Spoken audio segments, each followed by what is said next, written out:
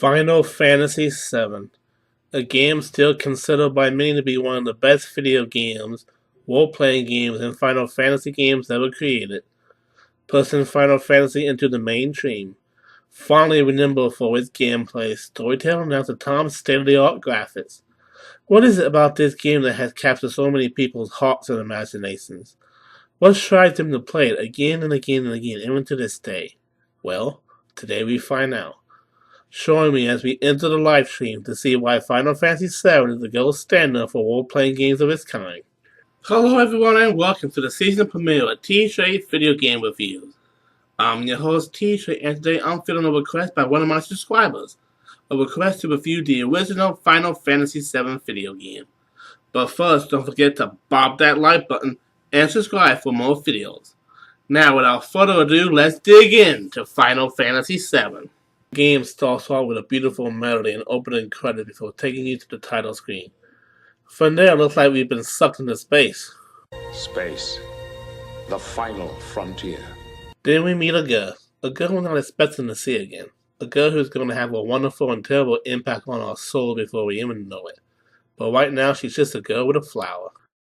And you have to understand that at the time this game was released, we thought the graphics were amazing. After panning out over Midgar and seeing the game's logo, we're sucked right into the action as the train stops at a train station. The members of the group Avalanche start kicking some ass. We're introduced to Cloud, which you can name whatever you want, and we have our first battle.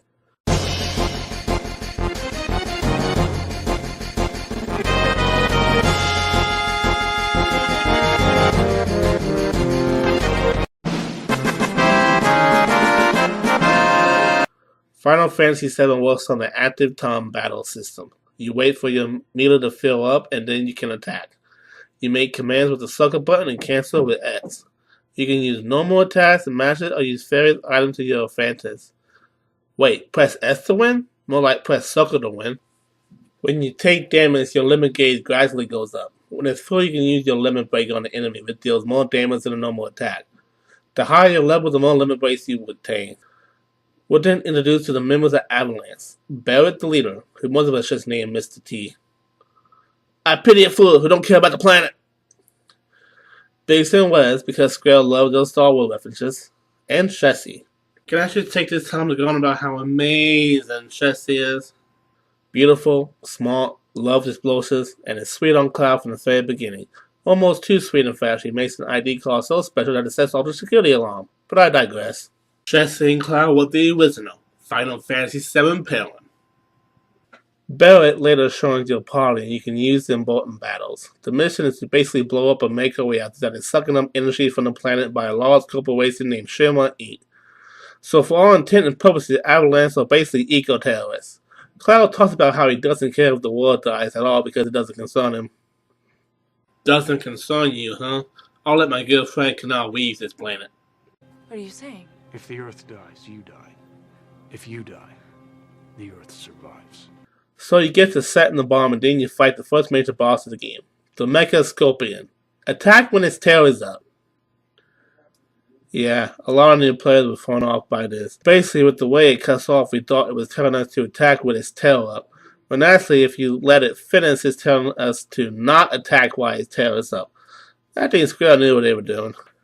After that, you have 10 minutes to escape the reactor before it explodes. Which you would think isn't enough time, but actually it's all the time in the world. So you folks who show 30 minutes in the remake of Wimps.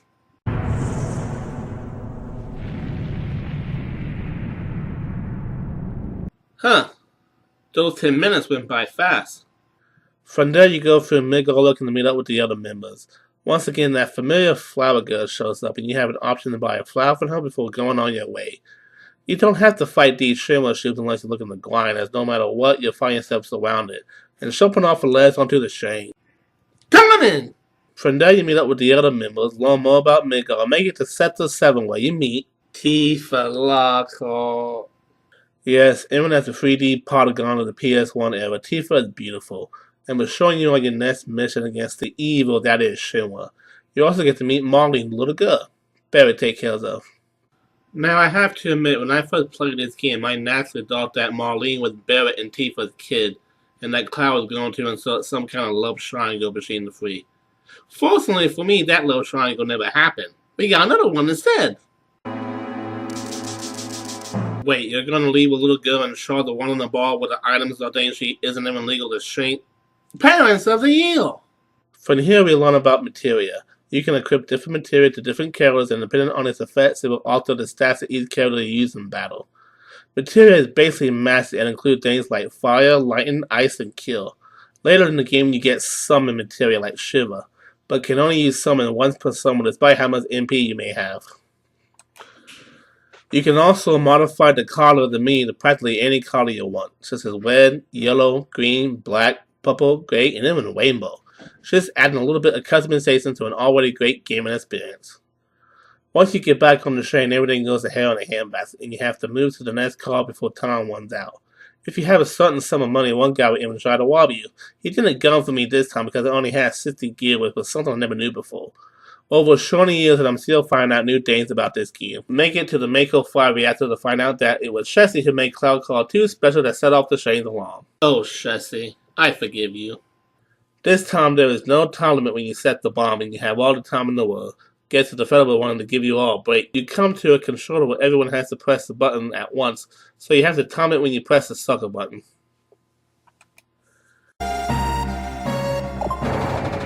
Huh. Got it on the first try. Then you meet President Shimmer before having to fight another robot that blows up the bridge and Cloud falls to his death. Well, that was a short game. Thank you everyone for watching this video. I'll see you next time.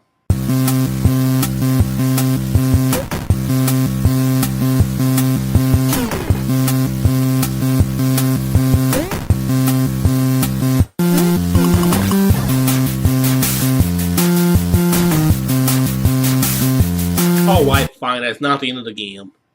Cloud falls through a roof of a shuts in a flower bed and meet that familiar flower girl who's been stalking us with her presence since we pressed new game.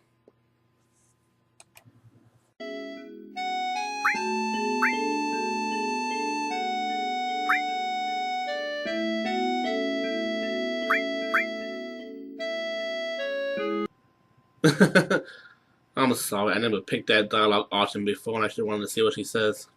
Then you go to name her to see that her default name is Aries. Okay, yes, her real name is actually Elwood, but due to one of many translation errors when this game came out, they made her name Aries. This is an easy enough fix, and you can name her whatever you want to begin with. And I bet even the most die-hard her name is Eric fans still almost pronounce it as Aries. After that, you meet Reno, a member of the Tusk, and you run away from them. Eric falls behind. You can either have a fight, run away, or help by chopping bells on the Schindler ships.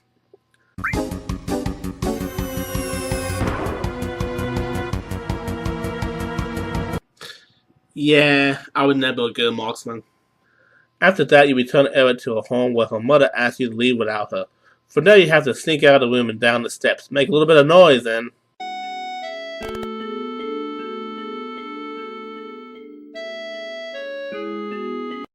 this happens. But she beats you to the construction site anyway, so it's on the fame. Now, the construction site is very confusing for first-time players. I couldn't even figure it out the first time I played, and that was as far as I got in FF7 during my first playthrough. Basically, you want to go down to the ground level and then run up the brown pipe. But how will you know that? You can also 1 and 2. That's a fucking house. A fucking house wants to kill you in this game. Inflation has gone too far. From there, you find that Tifa has been taken to Sector 6 slumps and the unthinkable has to happen to get to her. Cloud has to cross-dress. And when Cloud puts on the appearance of a woman, he becomes... Now, depending on how many items you get for the outfit, changes who the Dom will pick to be in bed with him. Get a couple of items and he'll choose Eric over you or Tifa. Get all the outfits and he'll even shoot you and you get certain dialogue options to his blow. The default option though will always be Tifa. From there you have to fight a bunch of creeps and perverts, collect Eric, and save Tifa. Then you learn that Shimmer plans a literally sharper play on Sector 7 slums. Then you fall for the oldest trick in the book, a sharp door. After returning to Sector 7, you find Avalanche in an epic battle against Shimmer on the pillar you found that last time you were there. At the top, you fight Tusk member Reno, but Reno sets a bomb and the Tusk take off with Eric after helping take Marlene somewhere safe. So let's see here. Have you taken Marlene someone safe to begin with, Eric never would have been taken, and we never would have to storm Shinra headquarters. Parents of the Year. Afterwards, Shinra shops the plate, killing millions of people when we lose. Jesse! Oh, Jesse, why you have to go? You were so young, Jesse, so pure. We later learn that Eric is the last of the Asians, and that's why Shinra wants her. We then once again go through the construction yard and other places to find a way to climb up to Shinra HQ to get Eric back. Once you arrive at Shinra HQ, you can choose to either storm the front entrance or sneak in. Should you choose to sneak in, you go up a flight of steps, and there are so many stairs. Luckily, the game is kind enough not to throw in a bunch of random encounters while you're ascending the stairs. The dialogue between characters get amusing. After that, you need to find key cards and solve puzzles to get to where you need to go. Getting to Eric will introduce you to yet another party member in the form of Red 13, which is some kind of cat, dog, I don't know. You also meet Hosho, and Hosho was a horrible person worthy of death. And did I mention he is a horrible person? After that, you go to the elevator and you're finally caught by the Tux. You're brought to President Shinra and learn all about his mission to find the Promised Land.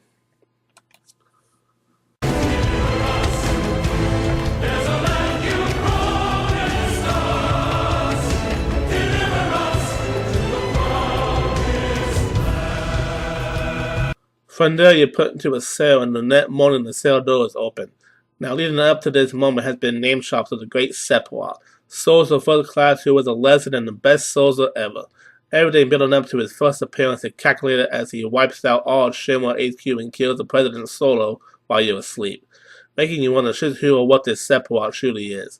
Even in the manual, he left a mystery, an enigma. Then we're introduced to the son of President Shinra, Rufus. You have a two-way boss fight where you're alone in Cloud against Rufus and have three members facing a giant robot in the elevator. Rufus is easy enough to fight if you have the posing material equipped. Just keep spamming bile.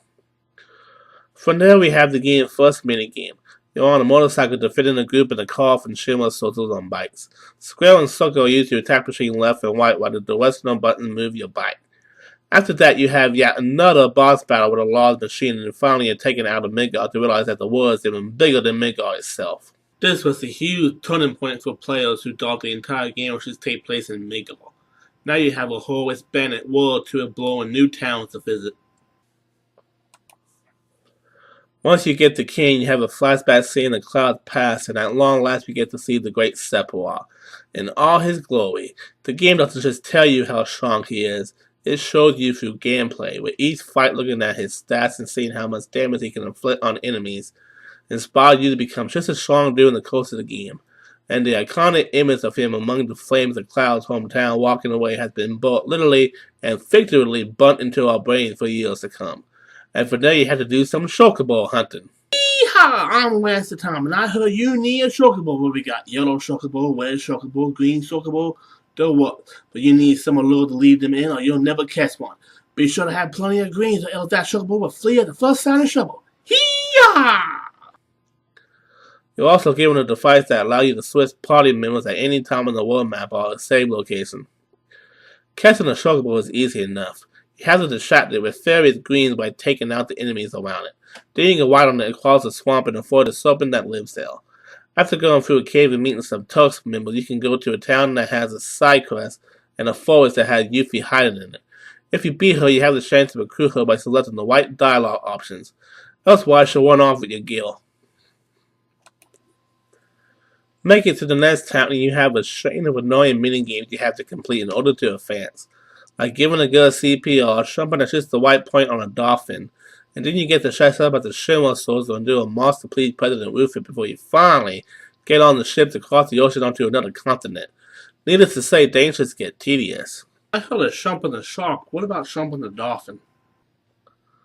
After talking to the white people, you face the piece of Chernobyl after seeing Sephiroth with your own two eyes.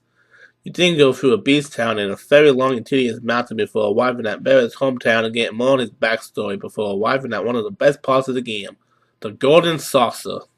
Minigames! A bike game! And a mall game!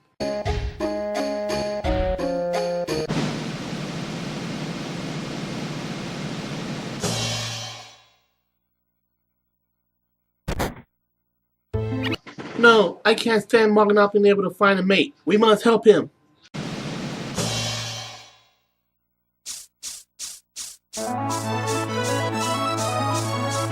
Yay, we did it! From there we meet the owner of the saucer and then stumble upon a crime scene where someone with a gun arm committed. Was it Barrett? We get sent to a desert prison and find out about Barrett's friend who also had a gun on operation and is the biological father of Marlene. Be sure to equip Barrett with plenty of material because you'll need it. You'll be going one-on-one with him real soon. Once you beat his former friend, you have to do a shockable ways to get back to the surface, and then you get a buggy to help you on your journey. Despite being in the buggy, you still have to continue with random encounters.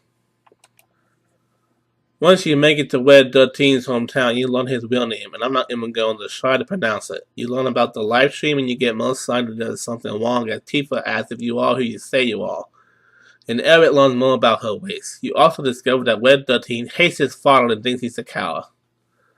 So you eventually enter a cave where the enemies are even harder and can put almost instant death on you with a countdown that automatically kills you when it reaches zero. It will constantly strain your MP, and if you're not properly equipped, you're screwed.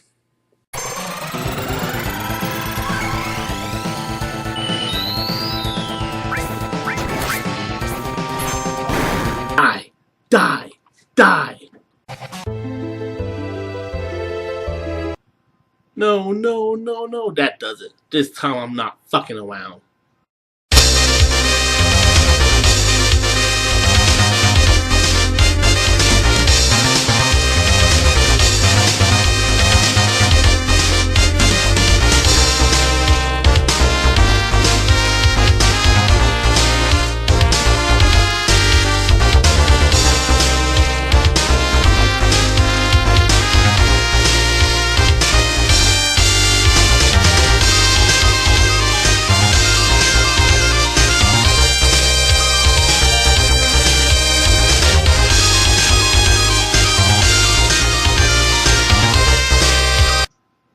Yeah! Take that, you son of a bitch! After he beat the boss, Red's grandfather shows him his father, Seto, who protected the Phyllis and was turning the storm from poisonous elves. The man that Red thought was a coward was actually the greatest hero of all. It's almost poetic. After that, you head to Cloud and Tifa's hometown to find that it's in perfect condition. If you go into the Shimmer Mansion to unlock the safe, you find a side boss that leaves the basement key behind to unlock Vincent Valentine to join your party. But I recommend grinding some before you face him. You meet Sephiroth in the study room in the basement and then follow him to the mountaintop. After passing Mount Nibble, we reach a small town with a rocket where we meet Sid for the first time. After battling the Shimmer agent, we escape on a plane that gets turned into a boat and reach an area where Yuffie warns us that beyond this point is tough. After fighting some Shimmer soldiers, we discover that Yuffie stole our materia and we chase her to a fill us up note. Just need to save here and... You fool! Did you just save during the Yuffie side quest? Well, yeah, why not? This is a side quest that straps you into it until you beat the final boss. If you can't beat that boss, then you'll be stuck forever and have to start your game all over again. No, I must. I must beat this boss. I must! For the fans!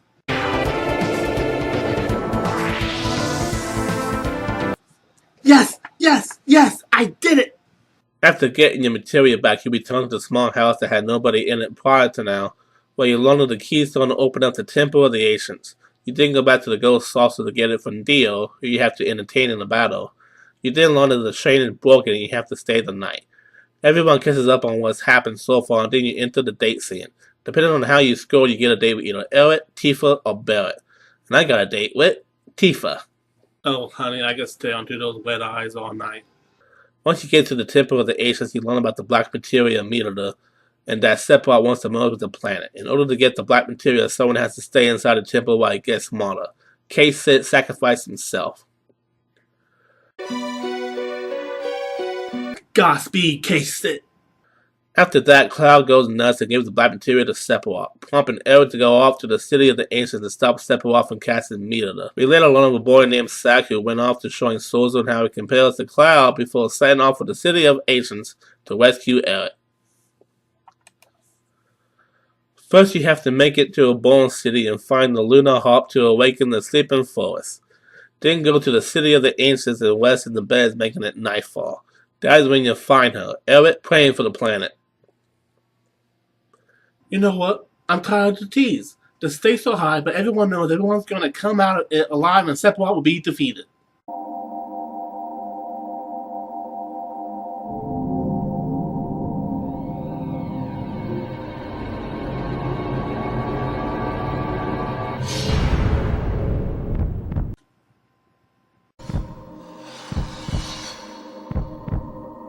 No.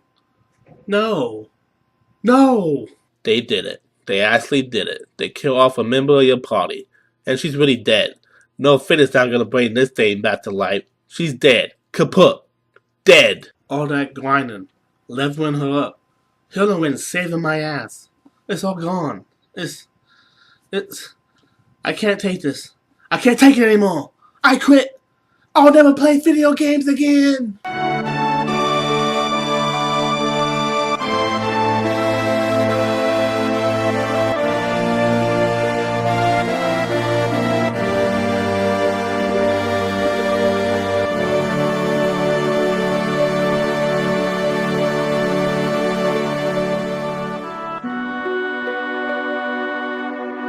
The fish are on biting today.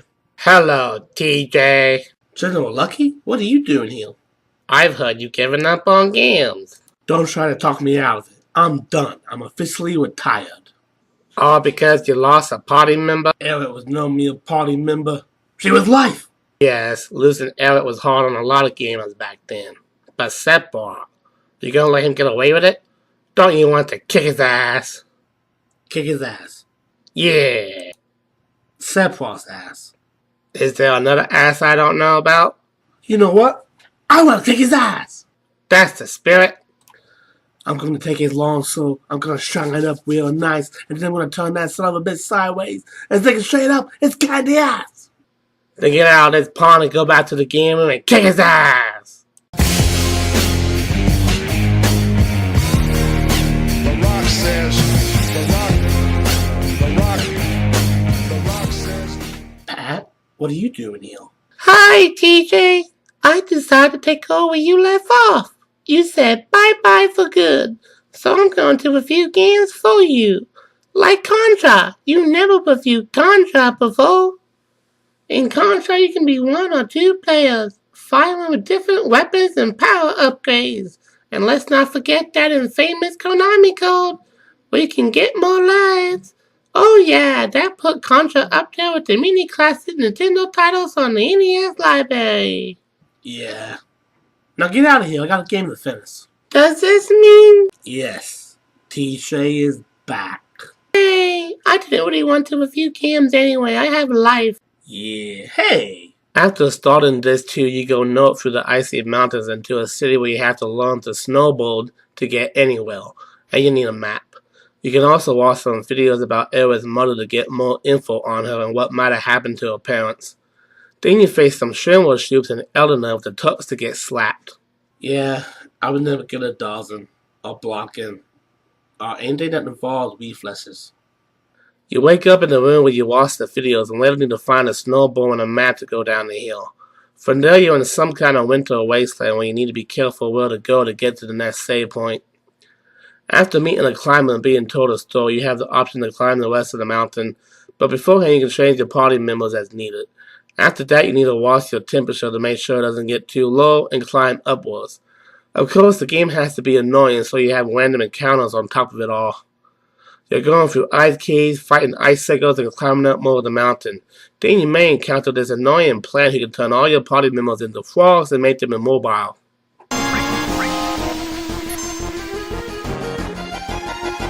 What the hell? I can't do anything. That is cheap and unfair, game. Cheap and unfair. Believe it or not, it gets even more cheap in the next boss, because once you take out a head, it does a move that takes up most of your HP and will kill your entire party in one shot. Be sure to have plenty of health, because even when defeated, you can still get a game over. Oh, thank you, Jesus. After that, you come to the northern crater to fight Moon Shinova and learn that Sephiroth's body is being held in the crater itself.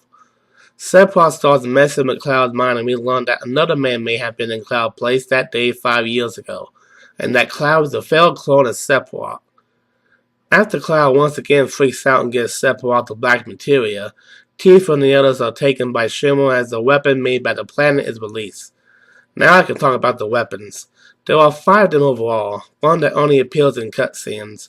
Diamond Weapon, Ultimate Weapon, Ruby Weapon, and Emerald Weapon. Only Diamond is the boss you have to fight. The other are optional boss battles, and Ruby and Emerald have to be one of the toughest bosses in the entire game. Shenmue attempts to execute you, and then one of the weapons attacks the Shenmue base. You run to the airport with Kate, Sid, and Yuffie, and then Tifa escapes the gas chamber and ends up in a slapping contest with Scarlet. From there, the group steals the highway, and now we can go anywhere on the map.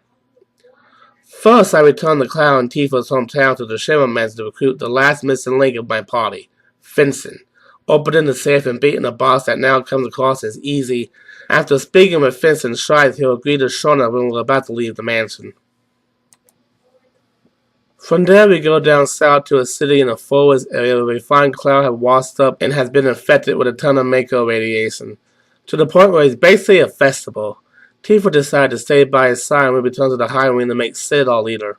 From there, we learn of the big materia that Shenmue plans to use to break Mirada, and we make our way to Korra, Barrett's hometown, to the Mako reactor there to intercept the Shenmue and foil their plans.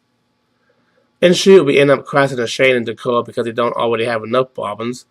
Go to a long-afforded side quest to get a Phoenix and the big materia there, then check on Cloud just in time for the live stream to go rampant, and to get a little taste of just how strong one of the weapons are. But we hold our own and Tifa and Cloud fall into the live stream. From here we learn to shoot, that Cloud never made it into Sosa and wasn't there from Tifa's point of view.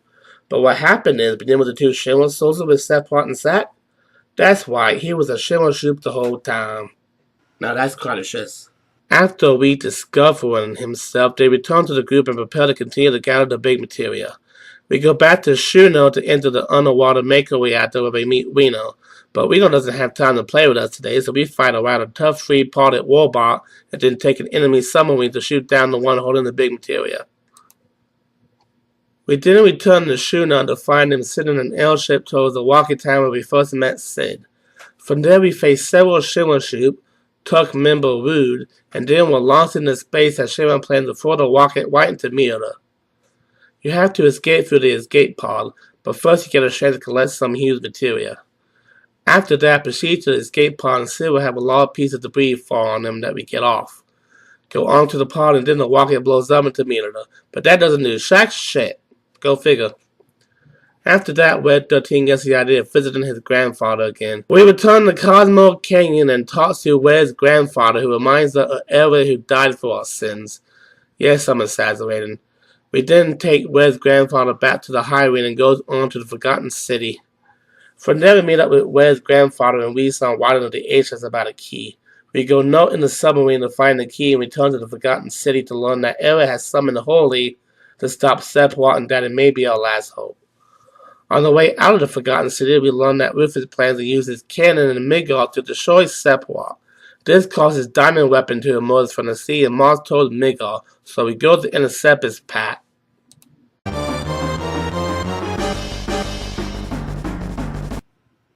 Can we speed this along, please? After beating Diamond, we watch Shenmue take it down and then remove the barrier from Sephiroth while the energy blast that Diamond unleashes kills President Rufus. You know that's getting a weak card in the movie. We go to see if we can finally challenge Sephiroth, only for Hosho to try something sinister by feeding Sephiroth with Mako energy from Midgard. So we return to the world of Midgard where our journey began to help Reeves, who turns out to be the one controlling Kate. You know, in all honesty, I'm not surprised. With the president dead, all the city goes into martial law, so we're forced to go underground. We run into the Turks one last time and they kick our asses. Talk to them again and you have the choice of not fighting them and they'll walk away. Huh. You don't have to fight them. You do, however, have to fight a giant warbot later on and then finally Hosho infected with some Shernova cells. The enemies here were a lot stronger than ever before, so I had to fight in a safe place to grind in order to advance. And when talking with Hosho, you find out that he's Sephiroth's father? I didn't think he had it in him. Hosho has 3 forms you have to beat in order to defeat him. All 3 forms have low defense against physical attacks opposed to magical attacks. So if you want to melee it, then I recommend it. After beating Hosho, you return to the airship and Cloud gives this big speech about what they're fighting for. Cloud and Tifa spend some alone time together, then everyone gathers for the final battle against Sephiroth. You're then told to switch to disc 3, and from there you can prepare for the Northern Crater or jump right in. Alright, it's the grand finale of Final Fantasy VII. It's the Northern Crater. Be sure to get the save crystal in the first chest you find because I don't think there is one anywhere else in the dungeon. You reach the center of the planet and then you fight Shinova.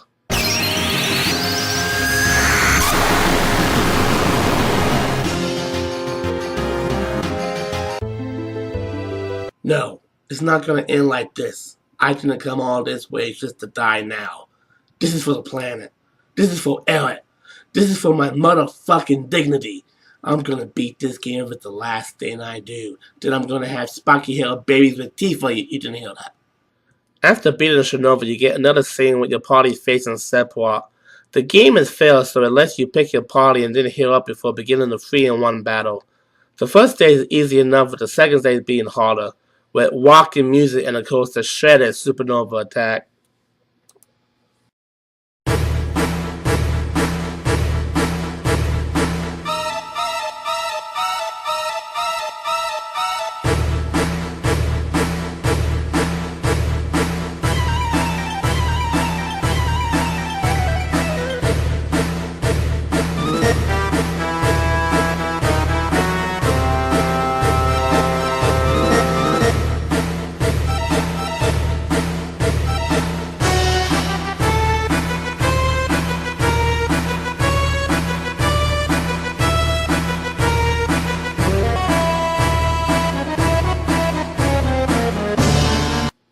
Should you beat the second stage, you have the last stage, which is basically a scripted battle between Cloud and Sephiroth. Once you do your attack, Sephiroth is defeated and you beat the game. I just beat Final Fantasy VII. Man, I tell you what, after all that grinding, fighting, offensiving, it feels good. And what are my final thoughts on the game? Well, it's just a simple playthrough. Final Fantasy VII shows why it is still one of the top tier games ever created. The death of Eric alone cannot be understated, as it's one of the many reasons an entire generation of gamers remember this game so fondly.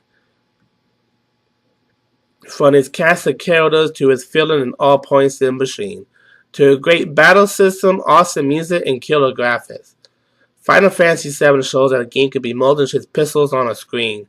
You come to care for these characters in the future, showing that story, gameplay, graphics, music, and sound can capture new heights, and Final Fantasy VII will live in our hearts forever. That's it for this video. Thank you for joining me, and I'll catch you next time. Mega Man, beloved by many as a classic Nintendo title made by Capcom, introducing us to that familiar little blue robot with an arm cannon. But as much as people love and praise this game, I think there's one thing that many fans forget about when going back to this title. Mega Man is hard as hell. At first you think nothing of it. You're taken to a beautiful title screen and stage select screen, featuring each boss of the stages. You choose the stage and you're instantly thrown into a pit of pain and misery. First off, Mega Man can only shoot in one direction. He can't shoot up or down or even kneel down and shoot, meaning that many enemies will either go under or above you and you won't be able to hit them. I hope you like being hit by enemies, because if you're starting out, it's going to happen a lot. Just look here. The stage is surrounded by projectiles, and no matter how carefully you move or think it, you're going to take hits to your health meter.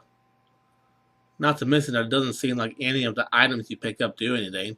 I honestly couldn't figure out what some of them were meant for, besides the health item and extra life item. And look at this. There's a health item there, but it's flooded in projectiles everywhere. Are you going to be suicidal enough to try for that health item? Especially if you're already low enough and can't afford to take another hit?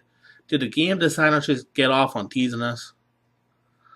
On the Gustman level, you have to avoid these robots who shoot 3 balls at once at you, which is almost impossible. Then you have to jump onto this platform. It's just the right time to get to the other end. Dang it. Come on. This is ridiculous. Really? This game is pain. Nothing but absolute complete pain. You know what's less painful? Getting a needle stuck into your toe in order to numb it before having your toenail removed. Not that I have any experience with that. Then there's the ice level, where basically it's hard to get over the ground because the icy flow either makes you go too fast or too slow. Then you get to these annoying enemies who you just can't hit and you die again and again and again. Yeah, then there's this butthole. Try to shoot him and he just blocks with his shield. Try to wait for him to attack and you end up getting hit before you can fire back. I finally beat him and another one of his kind jumps out of nowhere to give me more hell. Then there's this level where you have to shoot an enemy to freeze it. Quickly jump on that platform, shoot the next enemy up to freeze it, jump on that platform, and then repeat it one more time before you can go up a ladder. Eventually you're climbing a ladder and trying desperately to stay on it to make it to the next session. Then you have this, which is basically impossible. You try to jump on one, it vanishes and you fall back down. Sometimes you can't even reach the other block or the block above you. I encountered this on Tuesdays and each time it was just a pain in my real end. I'd rather remove gum off a monkey's anus. Needless to say, I didn't complete any of these stages. Tell me I suck all you want. Tell me to get good. At least with DOS so I can get somewhere in. But here if you're not shooting your projectile, you're getting hit at all sides and angles, and it may well be a bullet hell game with how much flipping projectiles are on the blasted screen. In conclusion, I'm sure this game was beloved for a reason, and many kids who played it had the time and patience to get good enough to actually finish the stage. As for me, this game is nothing but pain and misery. If numb, gut-wrenching agony had a name, its name would be Mega Man. I'd rather pass out candy store and get a waxing shop done than play another second of this toasterless and anti-fun game that sucks the fun out of you and replace it with pain and anger and hate. And that, my friends, leads to the dark side. For Mega Man, it's a hard pass for me. That's all for today's video. I hope you enjoyed the ride of my pain and suffering, and I will see you next time. Bye. Only real teachers with few fans are still watching the video right now. I got a sheet for you. I made my very own book titled Gaia, a superhero story about a high school student who develops amazing art and plant-based powers and fights crime, gods, and monsters in the Kansas City area. And you can get your very own copy for the low price of $4.99 on Amazon.com. Just follow the link in the description or the pinned comment and get your very own copy today. Amazon.com. In the past, it seemed like a popular thing among DC fans to say, why can't they make a good Superman game? It's true, there have been some real stinkers. But I normally come back with, what are you talking about? They already did. The Death and Return of Superman game. The Death and Return of Superman is a side-scrolling beat-em-up developed by Blizzard. That's right, the people who gave us WoW, and published by Sunsoft. It follows the storyline from the comics about the death and resurrection of Superman after an epic showdown with the monster Doomsday, and features many characters from the comics such as Cyborg Superman, the Eradicator, Superboy, and Steel. It came out to both the Super Nintendo and Sega Genesis. It's somewhat of an underrated shame, and I don't think many people know about it, or they want to say, why hasn't there been a good Superman game yet? For the sake of this video, I'll be reviewing the Genesis version. So let's put on our capes and boots and dive into the world of the Man of Steel. Right away, you're thrown into Metropolis on a hot summer evening as some monsters are looking to cause trouble. The game tells the narrative with images and test boxes as it takes us to stage 1. Right out of the gate, you got a button for his heat fizzing, a button for punching and throwing, and a button for jumping and flying. Or more like floating. If you hold down the A button, you'll show us up a super heat fizzing being used against enemies, and the B button will deliver combos against the bad guys who appear on screen. Right away, you'll notice that no more weapons like bullets and shells hurt Superman.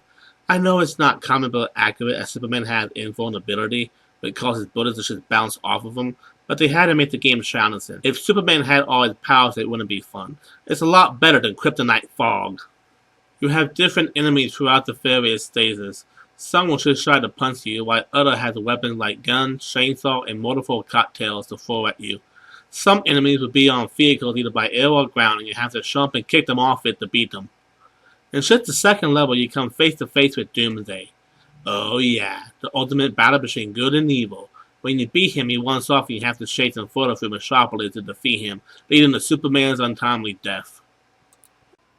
After that, you get stages from the other characters in the game, such as Cyborg Superman, the Eradicator, Superboy, and Steel, all with their own powers and movesets and unique story to the overall narrative of the game. In fact, you only play as the original Superman in 3 stages. That's crazy. They think Superman had to die and be born again in order to make his game good. Now the story is solid, and how can it not be? It's based off a popular and huge DC comic storyline that affected the universe and was felt throughout several different heroes comic books at the time.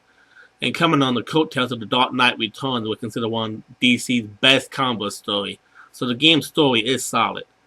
Then let's talk about graphics. I've never played a Super Nintendo version, so I can't really compare them. I'll leave that to our resident Bratton Nintendo guy. But as for the Genesis, the graphics are good, colorful, and everyone is well defined, including Superman, who stands out among the darkened area from the opening stage. Then there's the sound and music. Every hit, every throw, every explosion, it's felt with that classic Genesis sound.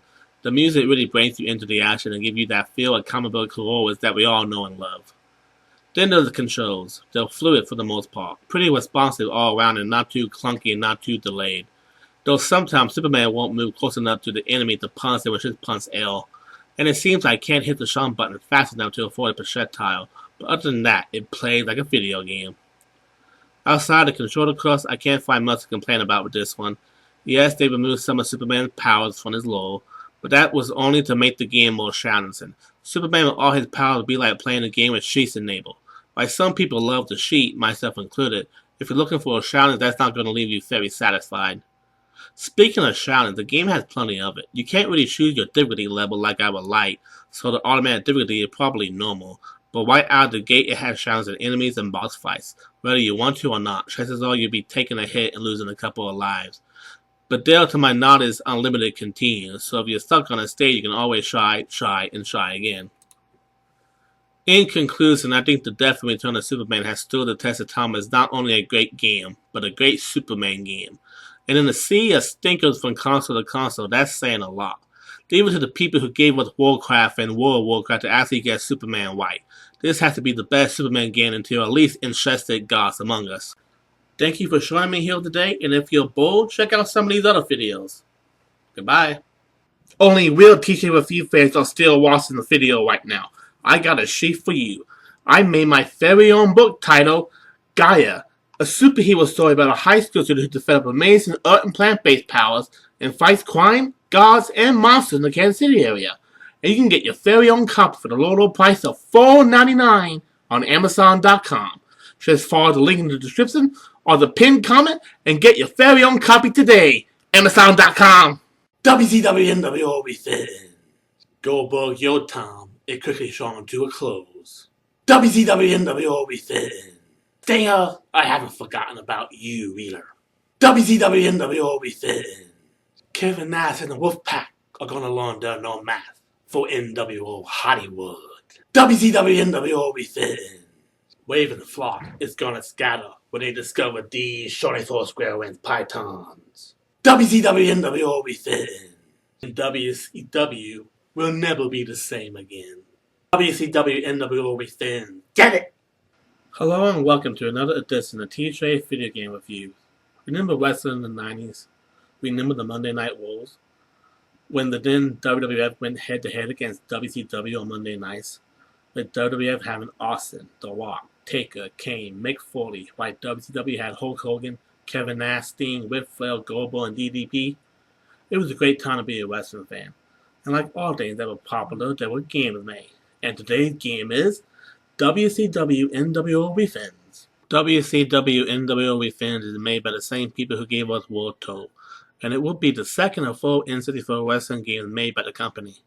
Once again, we watch the World Championship Wrestling during the time of the New World Order split, Goldberg, Sheik, and Bret Hart's coming to WCW. So put on your weighing gear because we're going to perform some haylocks and grunts. It's WCW NWO Refins. The game starts off with a semi-truck going down the wall and being stopped by Sting. Boy, does he want to become roadkill or what? Then it goes on to a rather long but exciting opening scene of WCW and its roster. One of the first things you're going to notice is that the roster this time around is 3 times the size of World Tour. We have fashion for NWO Black and White, NWO Red, like 5 or 6 WCW sessions, Wave and Flock, and a couple of other groups. It reflects real life where WCW had a huge roster of stars making appearances on 3 shows throughout the week. This time the championship challenge have the actual belt designs from the company. We have the WCW World Heavyweight title, the United States title, the Tag Team titles, the Cruiserweight title, and the Television title. And should you win the world belt with someone like Hollywood, for example, you'll have the NWO branded belt design. In Expedition, you have a couple of modes. There's an ever so classic single match where you can train the wolves and pick from plenty of available talent. Then there's a tag team match, and you can choose to either have a normal tag or a tornado tag. And special, you can do a battle royal, which can have as little as 4 or many more. And a 2-on-1 handicap match, which again you can either have a tag format or a no tag format. One of the cool things about events is that you can change people's costumes and names. You can modify Hogan to be both heel Hollywood Hogan or hero Hulk Hogan with the red and yellow. You can make Sting the Coral Sting, Wolfpack Sting, or Surfer Sting with a few shakes of the editor. You can make Scott Steiner his at-the-time blonde self or his classic self. And Rey Mysterio Jr. has like 13 masks. If you get a new version of the game, it has a few unlockables you can unlock by completing the championship challenges. Like Roddy Piper, rest in peace, for the World Title 1, and Kurt Hennig, rest in peace, for the United States Title 1, just to name a few. Of course, when I got the game, the US were already unlocked, and I had no idea they were unlockable characters until fairly recently. An actual match plays very similar to World Tour. You have a health meter that goes from green to orange to red, or from green to pale blue to dark blue. Depending on the damage you're either inflicting or receiving. Once you get into the red mode and do a taunt, you activate your special move. This can be done through shifting the control stick and the C button. I have to say some specials suck, like Hogan's, which seem more like a Ric Flair move, but other finishes are pretty grand. One of the things that Refin introduces are entrances. Each wrestler comes out to the stage with pyro blasting all around them. Then they go down the ramp and into the ring. For whatever reason, they don't have the actual theme songs of the wrestlers, just a couple of stock songs for Player 1 and Player 2, but it's a huge step up from World Tour. You can do a lot more outside the ring this time around than before. You can still grab weapons from the crowd, which has more options, and Sting automatically starts off with his signature black bat in every match. You can even run up to the stage and fight Dell.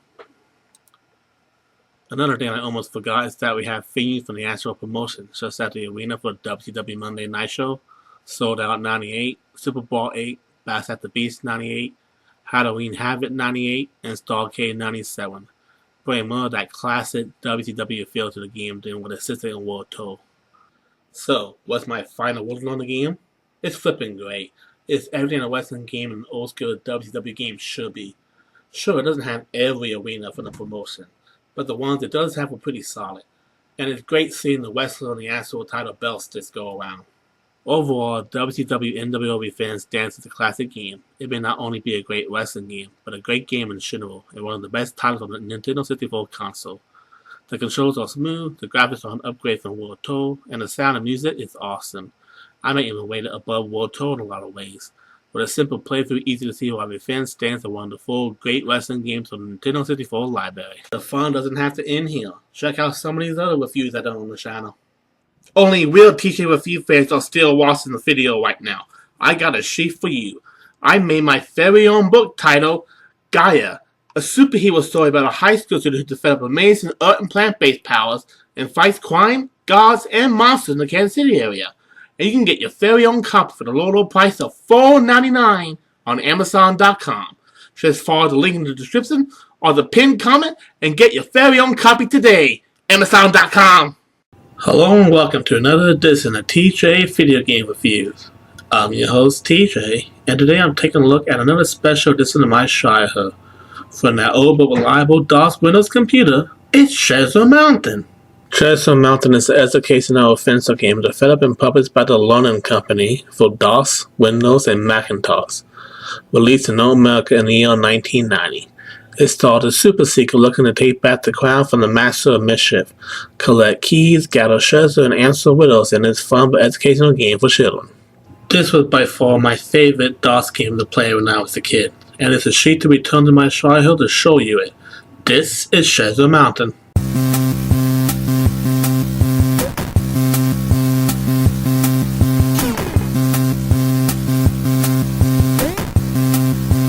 Right out of the gate, you create a profile to begin your quest. From there, you complete a shiny stage when you're only casting elves or scrolls to find keys to climb up to the next part of the mountain. Once you're at the top, you enter the castle and climb up some ladders to get to the top. From there, the real challenge begins. You must find 2 treasures plus 1 key on each stage of the mountain before advancing. Capturing elves with scrolls in their hands will lead to a riddle which you have to answer. Now, I will admit, unless you were a young kid growing up with this game, most of the questions are easy as pie. I didn't have any trouble solving the countless riddles that came my way. You can get up to 3 clue words to help you find the key and the treasures. Clue words like 2, wound, and even sled. And for there, you press the down button to throw a coin and make the object disappear for a brief moment to either show a treasure, a key, or nothing. I almost forgot how you can capture an elf. You have a net which has up to 5 uses. Basically, once you're close enough, press the spacebar, and then cast the elf in your net to force it to give you a riddle to answer. Should you run out of net, you can go to a cave to exchange coins for more net to continue the game. The game for the most part is a 2D side-scroller, where elements of 3D thrown in when you enter a cave or a room that shows the front or back of you. This is basic as basic can get. Now back in the day you had your choices to play in it, in color or in those green and purple colors that old DOS games are notorious for. Naturally, I still don't have my old DOS computer, so I played this on a site called DOSBox, and I didn't see a feature to show in the color, so we're playing this game in good old-fashioned color. The story is simple and set up the stage for what's to come. The super secret list to foil the master of mischief's plan with the crown. With each treasure he takes back to his lair throws another nail into the coffin of the master of mischief. With each time you climb the mountain, your meter fills up until finally you reach the top, get the crown, and beat the game.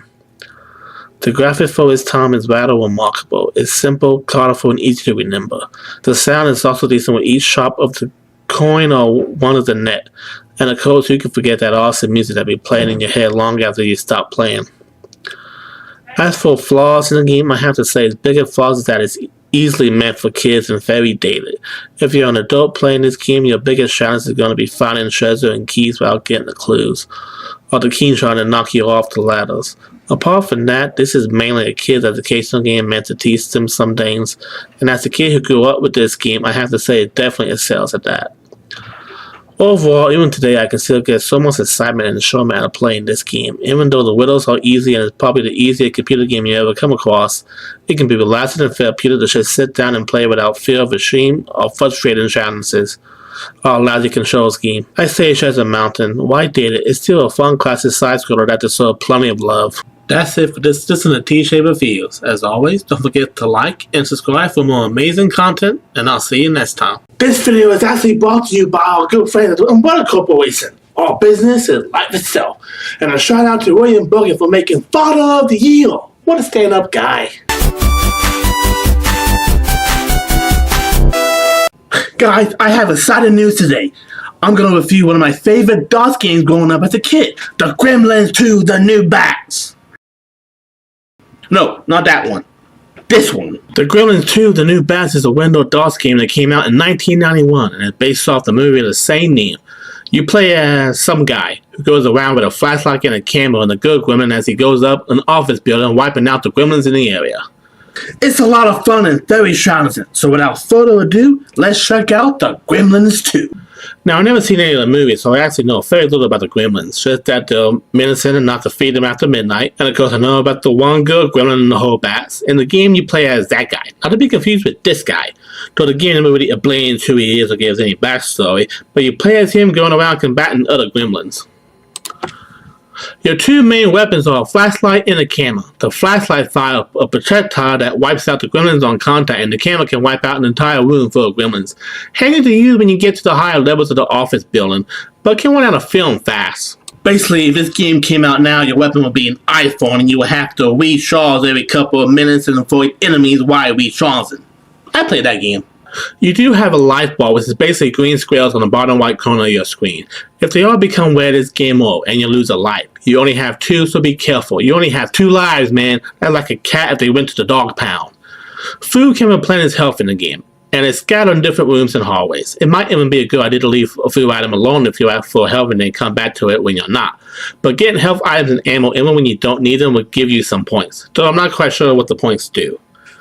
One thing to remember is that if the gremlins get the food, they will mutate and become faster and harder to kill. There are many different kinds of gremlins that change appearances when they eat food. The weakest is a little pink thing, while others can move faster and take more of your health when they hit you.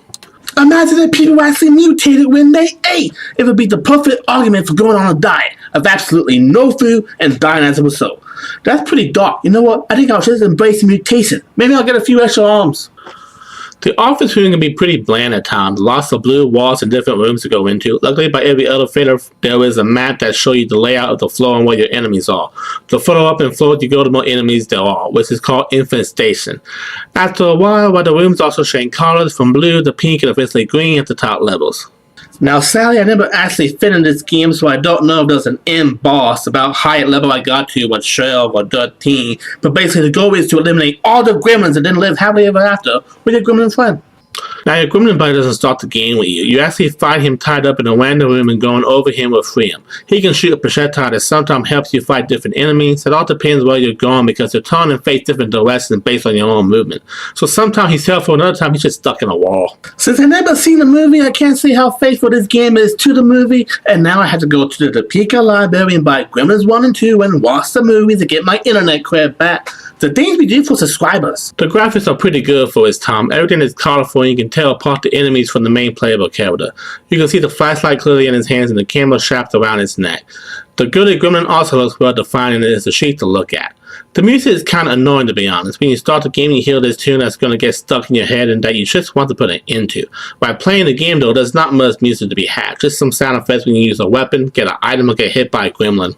The only real flaws of the game I can think of is that it's kind of dated, everything looks really bland and not very exciting, and who can forget that elevator music? See what I mean? Don't you just want to dislike this video now for me making you listen to that? Go ahead. I dare you. Overall, while a few things are dated and bland and the game can get boring from extended play hours, I have to say that the Gremlins 2 The New Batch is still pretty fun for being limited on the old Windows DOS computer back in the day. It has a fun setup using lights or flash as weapons, and as bland as it can get, I like the office building setup. It's available to be played on my abandonedwhale.com, so if you haven't itched to try it out, go there. That's why I got this for this. That is all for this episode of T-Tray Reviews. Thank you for spending the time with me. We hope to see you next time. And until then, keep playing. Hey guys, check out my author page down at Amazon.com. It has all my latest books from the oldest to the newest.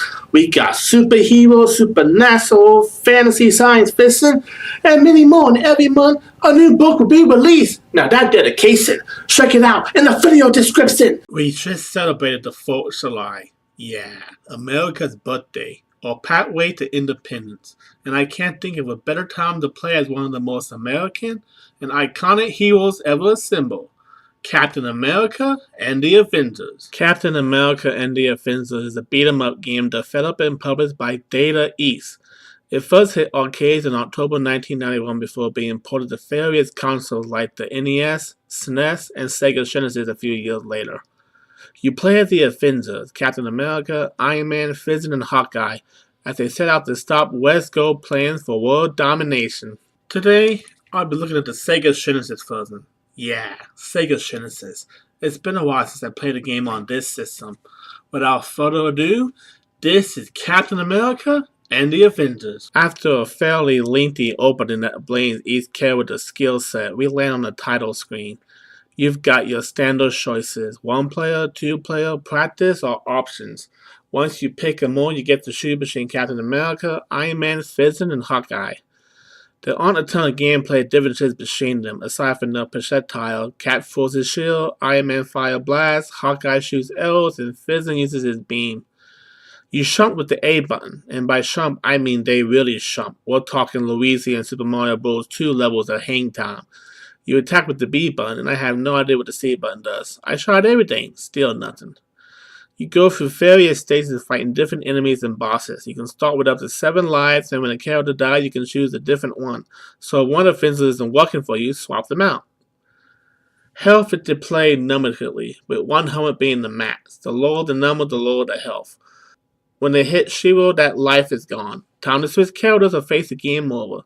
Along the way, you'll want to do some cool cameo like Quicksilver bringing you a power-up, or Nemo the Submariner offering tips.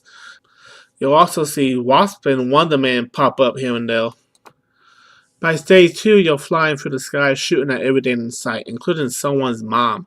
You even get to fight a giant robot. Too bad it's not a sentinel. Guess they only go after mutants.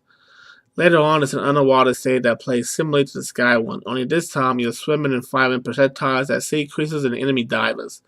These segments add some nice variety and keep the game from getting stale too quickly. There doesn't seem to be much strategy involved, especially during boss fights. Your best bet is to button mash and pray. Some enemies are so tough that you can barely get close enough to hit them, and even though every character has a projectile, you can only use them in certain stages. Why? I don't know. Ask Data East. I gotta say, seeing Wesker face appear on a monitor halfway through the game, chef's kiss. The graphics are fantastic, exactly what you hope for in a 16-bit action game.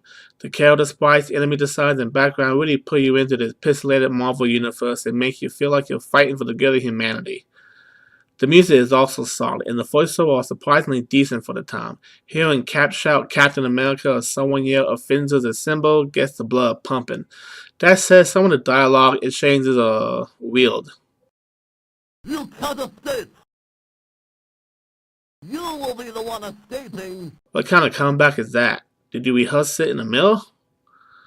I'll be honest, I couldn't name half the enemies in this game or tell you what comic they appeared in. I wasn't a big Avenger fan as a kid. I mostly stuck to Spider-Man and X-Men when it came to Marvel. But even without knowing the lore, the enemies are Bright, Carnival, and Super Shanderson. Overall, Captain America and the Avengers is a blast. Before the Avengers became a household name in Sony Shelf, they had this game, and it still holds up. If you're a fan of Marvel, superheroes, or side-scroll and beat-em-ups, I highly recommend checking it out. That's it for this edition of TJ Reviews. As always, don't forget to like, subscribe for more videos, and I'll see you next time.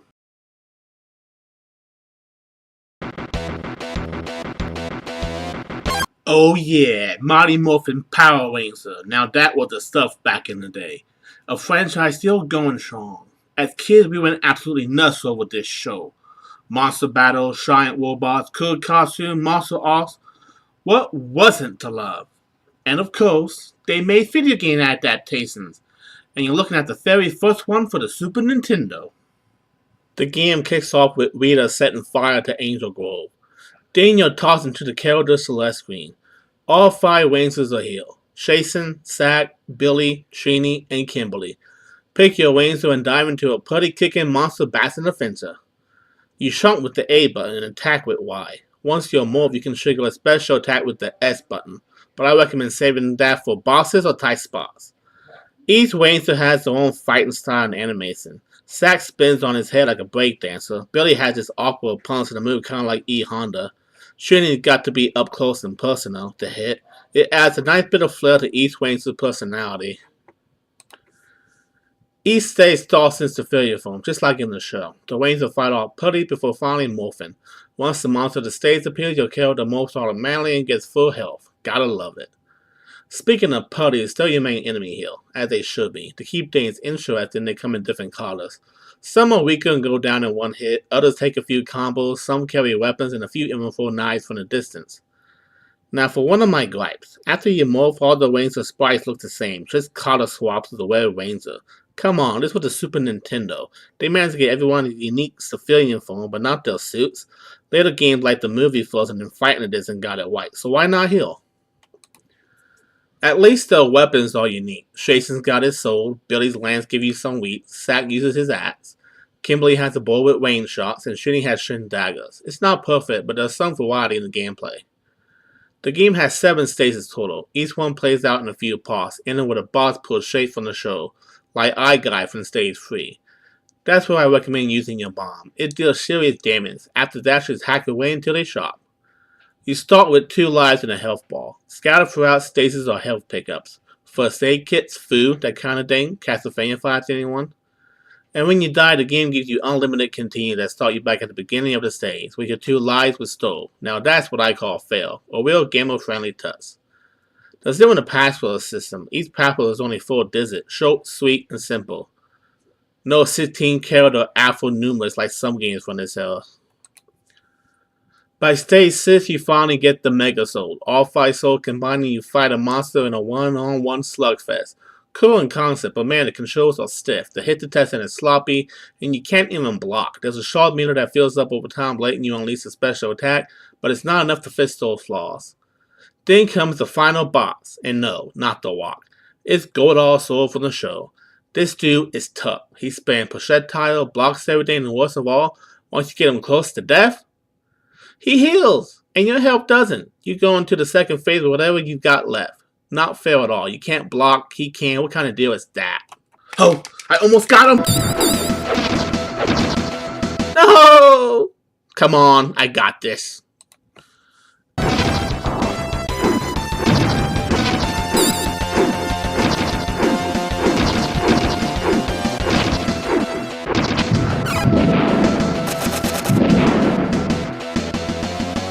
Damn it!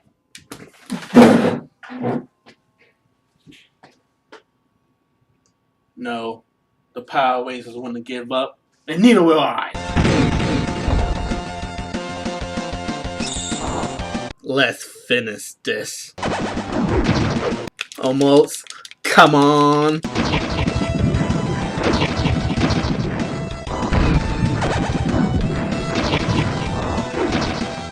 Yes! Yes! Yes! I did it! After all your blood, sweat, and control of throwing waves the monsters destroyed, and you finally see the ending.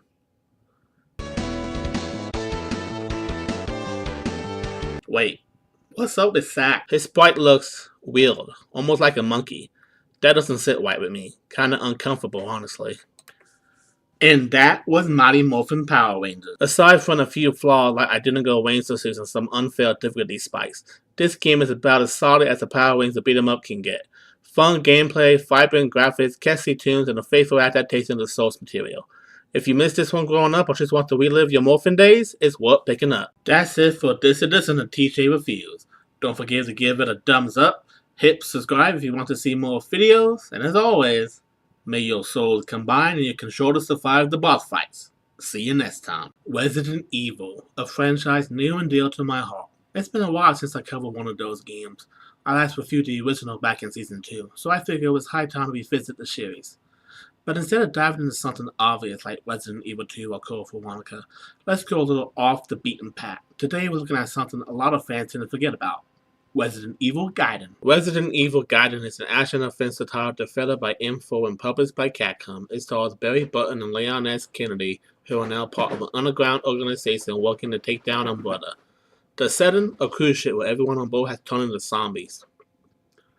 Unlike the mainline entry that appeared on PlayStation or Dreamcast, this one was made exclusively for the Game Boy Color. Yeah, Resident Evil on the Game Boy. It sounded real to me too, but I figured it was at least worth checking out. So without further ado, let's dive into this bite-sized survival horror offensive.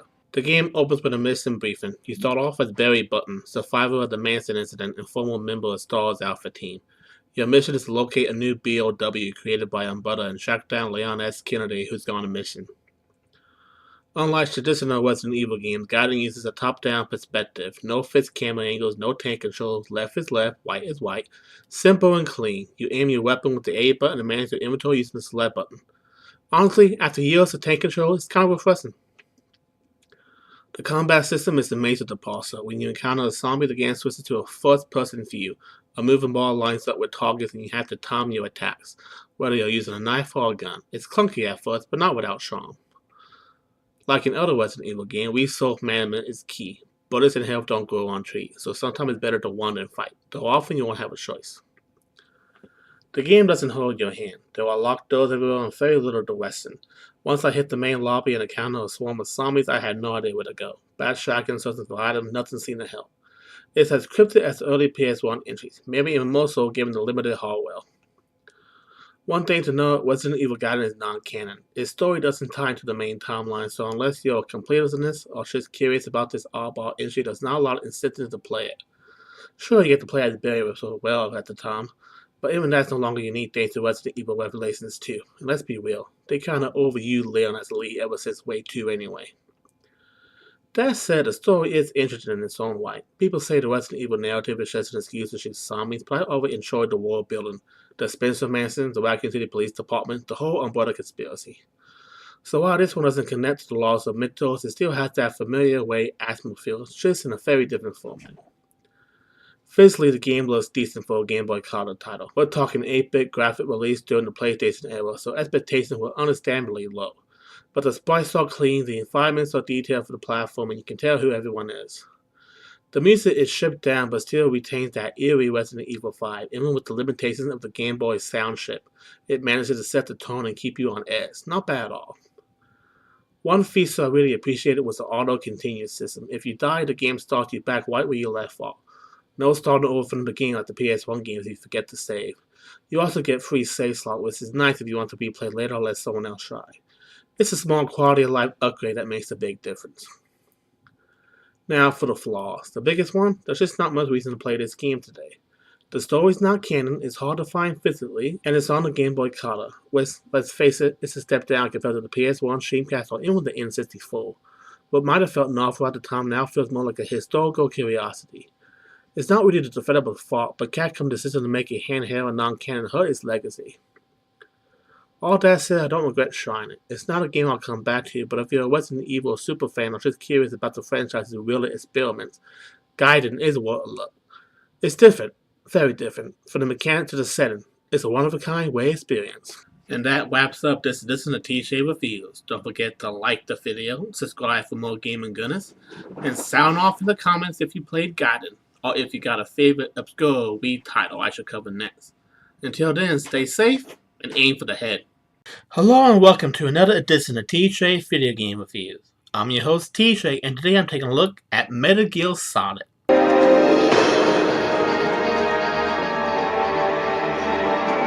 No, not that Metal Gear Solid. That Metal Gear Solid. Metal Gear Solid, aka Metal Gear Ghost Babel in Japan, is a stealth-action game developed and published by Konami, and released for the Game Boy Color in North America on May 5, 2000. It stars none other than the legend Solid Snake, who infiltrates the base that got their hands on a Metal Gear prototype. This is a game that not a lot of people talk about it, and I hadn't even heard of it till several years ago. So without further ado, let's dive into Metal Gear Ghost Babel. The game kicks off with an opening briefing that goes on for 10 minutes, and I've counted 10 whole minutes. I know Metal Gear was known for its long cinematic scenes, but for a Game Boy Color game, 10 minutes is pretty dang long. After that, we get to the title screen and you have your choice of new game, low game, and a VR training mission, just like the game on PlayStation. After selecting new game, you're taken into the action, which feels a lot like the earlier Metal Gear games, with an over-the-head view and simple controls, but with elements of Metal Gear Solid for PS1 thrown in. For starters, in this game, Snake meets Maylene for the first time, which greatly contradicts Shadow Moses where Snake also met Maylene for the first time. So I don't think this game is canon. There's no way it can be with a contradiction like that. And now that I think about it, I remember my cousin showing me a magazine of Metal Gear Solid with Snake and Chris from the Game Boy game, thinking it was Snake and Mel. Needless to say, I was confused then too. Like all good Metal Gear games, you start off with no weapons, just a cigarette and your wits. From there, you find weapons and equipment to help you on your mission and allies to further assist you throughout the course of the game. The game is split up into different stages. Once you complete a stage, you get a ranking depending on how well you perform and you move on to the next stage. Near the end of the second stage, you get a codec call from a woman named Chris, who is a female soldier who has a lot of parallels with Mel from the PlayStation version, like being a woman lost in the shuffle and disguising herself as an enemy soldier who helps Snake along on his mission. The game apparently takes place in 2002, 7 years after the events of the first game and 3 years before the event of Shadow Moses. So once again, it can't be canon, because if it was, Snake and Maylene will already know each other during Shadow Moses. Maylene is mostly the same as she was in the PlayStation game, telling Snake shiny powers every time you save. Like always, you want to avoid enemies and cameras. Though frankly, sometimes unless you're surrounded, it's easy to punch or shoot your way through a batch of enemies. There are also gas rooms where you need a gas mask and a web sensor room where you need a cigarette, but I couldn't for the life of me figure out how to work it. The story is simple. A foreign country gets its hands on a Metal Gear prototype and some resources, and the US government sends Roy Campbell to recruit Solid Snake to save the day. And there seems to be little to no references to the second Metal Gear game in the canon Metal Gear Solid Snake, just the incident in Outer Heaven Metal Gear. The graphics are cool and very good for the Game Boy Color machine. It reminds me of earlier Metal Gear games while still being a new fresh take on the franchise and feeling even a little bit like its PlayStation cousin. The music is also top notch and gets you in the mood to play, like pretty much every Metal Gear Solid game that came before or after it. I have no complaints. If I were going to give this game one complaint, it's that it's just freaking exhausting to play. It took a lot out of me and I only got to stage 4. This game demands a ton from the player, and if you don't have the time nor the willpower to commit to it, you're going to hit burnout very quickly.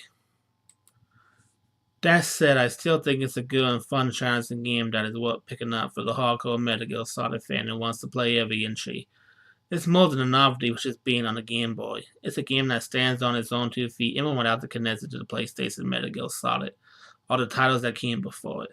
If you want to see what Ghost Babel is all about, then I couldn't recommend it enough. That's it for this edition of TJ Reviews. As always, don't forget to like and subscribe for more videos. Hello and welcome to another edition of TJ Video Game Reviews. This party is getting crazy. I was set to get on the stage of Crash Bandicoot. Whoa! It's Crash bigger and better than ever, with innovative level designs, new enemies, and Coco being a playable character. Crash Bandicoot and his sister now travel through time and space to collect crystals before the evil Dr. Neo Cortez and his mask can let them to enslave the planet. Wait, so they're traveling through time with no regard for the timeline? What did they step on a bug? Change history. Let's see if the present's been affected.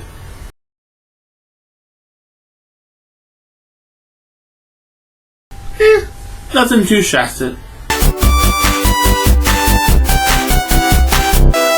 You know what I hate? Infos you can't skip. It's great the first time you see it, but after repeat viewing you don't want to sit through all that again. Just take me to the title screen already, jeez. And then some of the dialogue it has to say is cringe. Just listen to AQ after his little evil Shin brother escapes. Uka is free. No, it cannot be. Evil, great evil has come. Hey, never mind. So the game is somewhat similar to Crash Bandicoot 2. You're in a warp room going through portals, just this time instead of going to select locations on the planet, you're traveling through time to different periods, like the medieval period, the Jurassic period, and even to Saudi Arabia. Maybe I'll find a magic carpet. Most of the stations belong to Crash, but Coco can enter a few select stations, like the castle one where she's riding on a tiger and a level where she's riding on water. Some levels are innovative, like we're having Crash swim underwater with swim gear, or the racing stage where you have to get third place in order to win the crystal. This level will test your patience. You have to be perfect or else you're not going to get first place. In other instances, some stages are staples of the series, like the chasing level. Instead of being chased by a boulder or a giant portobello, you're being chased by a frickin' Triceratops. That's awfully nice of the Triceratops to wait until you're ready. Sometimes you get a cutscene in the portal of someone like Neo Cortez or a boss talking to you while traveling through time. Like this. Tiny was a good fellow. He hated everyone and everything, but a good heart nonetheless. Ah yes, Joseph Stalin was a good man. He hated everyone and everything, but a good heart no less. Sometimes you have to figure out how to get past an enemy or obstacle, like in the Saudi Arabia stage where you have to slide underneath to win the enemy to eliminate them, or the enemy holding the bells that require sliding into them as well. For avoiding the booby trap in the Tomb Raider stage, you need to be nimble you can crawl. The usual items and crates are all here. There are crates for fruit, extra lives, and AQ masks, and a certain crate that will show different items or nothing depending on when you spin attack it. There are TNT and Nitro crates to avoid, and steel crates you can literally jump and do a body flop on the break. What in the heck is Crash's body made out of to do that? Then there's the fight with Tiny. It took me a while to avoid the lions that can eat you if you don't avoid them. Then I remember how to spin attack. How about that? Well done, children. By defeating Tiny, you have unlocked the gate to the next time travel area. Go back to the center of this time twister and save your progress if you wish. That's my secret, AQ. I always save. Overall, Crash Bandicoot Warp is even better than its predecessor. While I still prefer some days for Crash 2 or Crash 1, I have to say Warp is a fun ride for the whole family. From being able to play as both Crash and Coco to the story in different ways of enemies. Not to mention the many funny death animations. Crash Bandicoot Warp is just what the doctor ordered to take away those states of depression. Get it. That's it for this edition of TJ Reviews. As always, don't forget to like, subscribe for more videos, and I'll see you next time.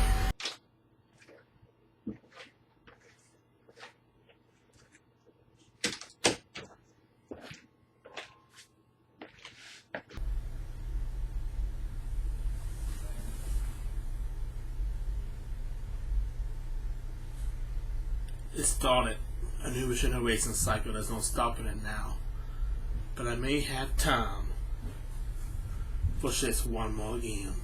Mortal Kombat Trilogy is a fighting game by Midway that came out for both the Sony PlayStation and Nintendo 64 consoles. How could the games get any better? Midway knew how. They said, let's combine all three games thus far into one game. And thus you have Mortal Kombat Trilogy. This is our last time together, so let's make it a good one, eh? This is Mortal Kombat Trilogy.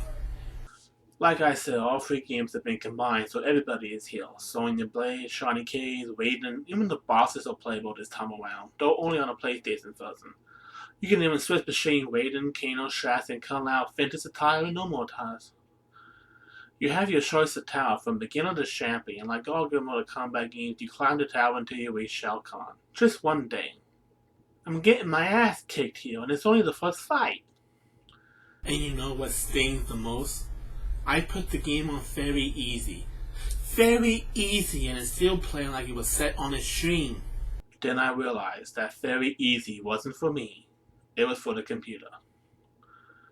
Controls consist of high punch, low punch, mid punch, or high kick, low kick, mid kick, uppercuts, flying attacks, and blocking. If you really want to get anywhere on this game, you need to master the combo system. Pretty much every computer opponent combos your ass until you're dead. And it's especially effective against the bosses because they can't do combo attacks. But when they hit, they deal a lot of damage with a single blow. It also helps to learn the various moves. I've never been able to master that, so it's probably why I'm having such a hard time. Let's talk about fatalities. At the end of the second round, or third round if you saw, you'll hear the famous finish him line. From there you have to put in a set of commands to do a fatality. And it's not just limited to fatalities. By this point in the series, you have fatality, brutality, immorality, babality, and friendship. Friendship? Like anybody in this game wants to be friends. There are other modes like the 2-on-2 battles and the 8-man tournament, which go through a formal tournament event until one winner remains standing. But since these are 2-player modes and I don't have a second player, I can't show you the full features. In the option, you can set the difficulty, turn off the blood, or set Chainsaw and Morphin ability. There's also a cheat code you can unlock that makes fatality manageable with only one button, but it has a serious potential of freezing your game. It also has every location from the last 3 games on it, from MK1 to MK3, and if you know the code, you can even enable it to allow you to select which stage you want to battle in instead of it being selected at random. Since Mortal Kombat Trilogy is just an extension of the third game, kind of like Ultimate Mortal Kombat 3 was, the plot is basically the same, just with way more characters to choose from. It's Shao Kahn's last chance to take Earthrealm, and this time everyone is going up against him. Even though this game was on PlayStation and Nintendo 64, it retained the classic 2D structure that made the previous games famous, and it wouldn't make a leap into 3D models until Mortal Kombat 4, which also came out on the Sony PlayStation, but not the Nintendo 64. Despite still being 2D, the graphics hold up very well for a PlayStation game. Everyone's character sprite is well defined and you can tell who is who. Shawnee Cage is Shawnee Cage.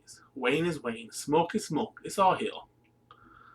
The music is also good and the sound is decent. All the grunts and stuff really adds to the game's design, and of course seeing all that blood is just glorious. When it comes to the 2D games, this one is definitely a must-have and probably the best of the 2D Mortal Kombat era.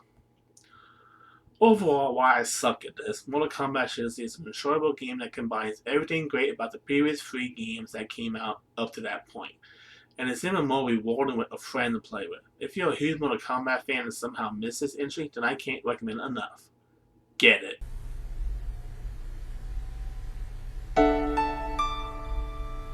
Elliot.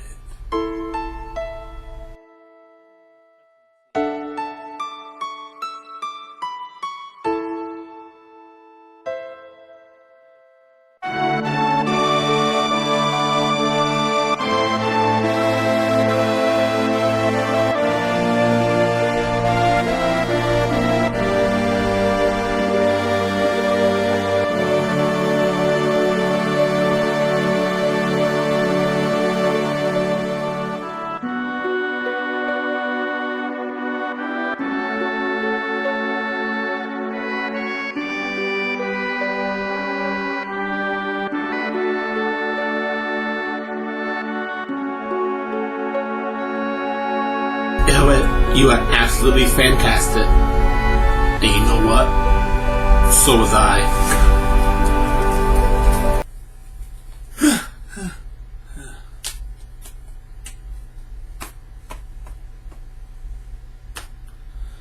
Oh, thank God. I still had my hell.